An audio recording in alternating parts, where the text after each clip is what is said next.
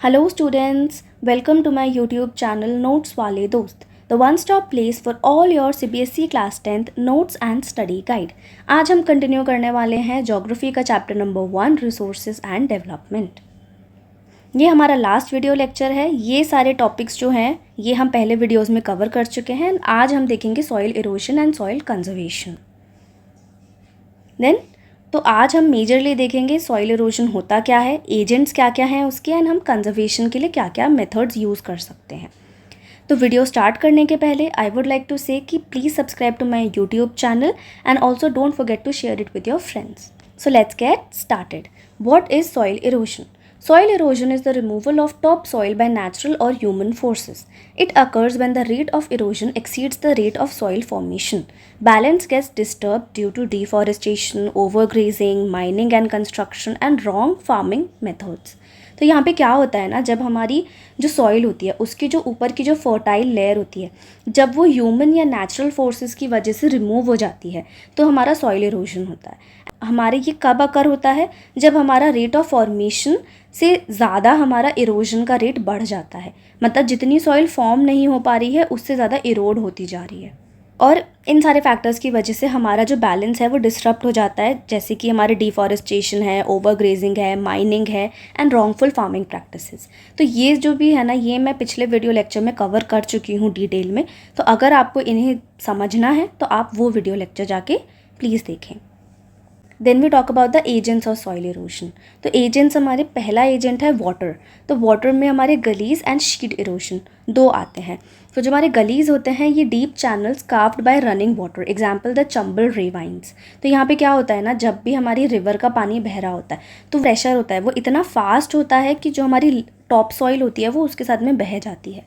Similarly sheet erosion भी ऐसे ही होता है कि the thin layer of top soil washed away by surface water. तो जो हमारा सरफेस वाटर है उसकी वजह से हमारी टॉप लेयर बह जाती है। Then we have wind erosion. नहीं, विंड हमारा एजेंट है जिससे हमारा विंड इरोजन होता है। It blows away the loose soil from flat and sloping sand. तो जो हमारा देखो स्लोप एरियाज भी होते हैं ना, तो वहाँ से विंड की वजह से, या फिर जो हमारा प्लेन एरिया भी है तो वहाँ पे जो लूज सॉइल होती है वो हमारी विंड की वजह से उड़ जाती है। एंड देन ग्लेशियर्स की वजह से ग्लेशियल इरोजन होता है।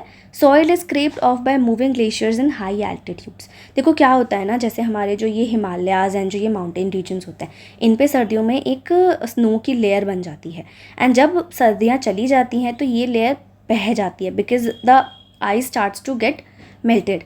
तो जब वो बह रही होती है ना तो it takes with it the fertile layer of soil. तो जब वो सॉइल को अपने साथ लेके बह जाती है तो हमारा यहाँ पे ग्लेशियल इरोजन होता है।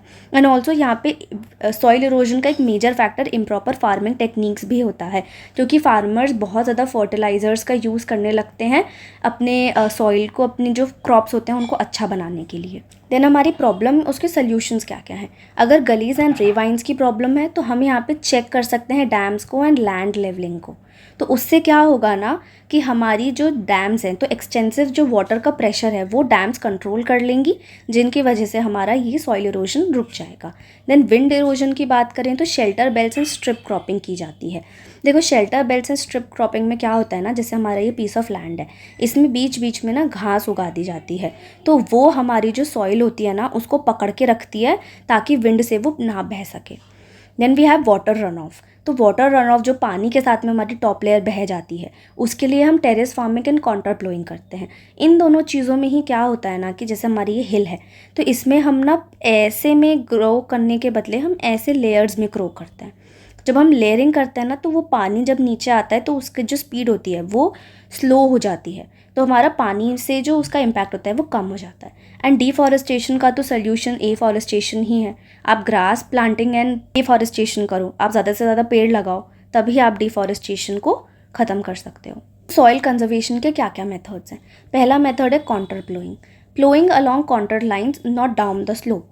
It slows down run off water and prevents erosion. जैसा मैंने अभी कहा कि जो आपके हिल एरियाज़ होते हैं उसमें ऐसे में आप उनको प्लोइंग करने के बदले आप ऐसे में अपने जो आपका क्रॉप्स है आप उसको ऐसे में सो करो, तो उसकी वजह से इसको कॉन्टर प्लोइंग कहते हैं। ये हमारा रन ऑफ वाटर से जो इरोजन होता है उसको स्लो डाउन कर देता है। Then second we have are terrace farming. Terrace farming में क्या होता है, steps are cut into hill slopes and it prevents the water from flowing rapidly down the slope and common in western and central Himalayas.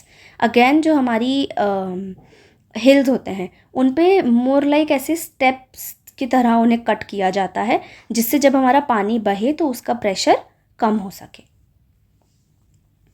Then third, we have strip cropping. Fields are divided into alternating strips. Grass strips are left between crops and reduces the speed of wind and protects the soil. तो यहाँ पे जैसे हमारा ये land है तो हम इसमें बीच बीच में, जैसे यहाँ हमारा अगर क्रॉप होगा तो यहाँ पे हमारी ग्रास होगी, देन यहाँ अगेन क्रॉप होगा, यहाँ पे हमारी ग्रास होगी.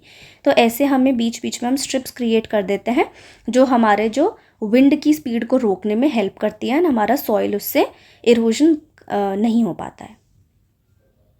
Then we have shelter belts. Shelter belts क्या होते हैं? Rows of trees planted along field boundaries. जो हमारा ये फील्ड होता है ना, फील्ड की जो ये पूरी बाउंड्री है, यहाँ पे ट्रीज उगा दी जाती हैं.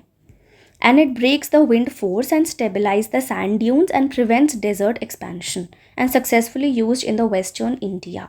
तो इसकी वजह से क्या होता है ना, जो विंड का फोर्स है वो ब्रेक किया जा सकता है, एंड जो सैंड ड्यून्स भी होता है ना उनको भी स्टेबलाइज किया जा सकता है. एंड क्योंकि हमारी सैंड जो है वो बहुत ज़्यादा नहीं उड़ेगी कहीं पे भी, तो जो डेजर्ट एक्सपेंशन है वो भी सक्सेसफुली प्रिवेंट किया जा सकता है. एंड ये वेस्टर्न घाट्स में यूज़ होता है. तो आज के वीडियो में बस इतना ही. आज हमारा ज्योग्राफी का चैप्टर कंप्लीट हो गया है. अगर आपने पहले की वीडियोस नहीं देखी हैं तो आई वुड सजेस्ट कि आप उन सबको भी देख लें. एंड आप लोग को ये वीडियो कैसी लगी आप मुझे कमेंट्स में ज़रूर बताना. तो thank you so much for watching. Please do like, share and subscribe.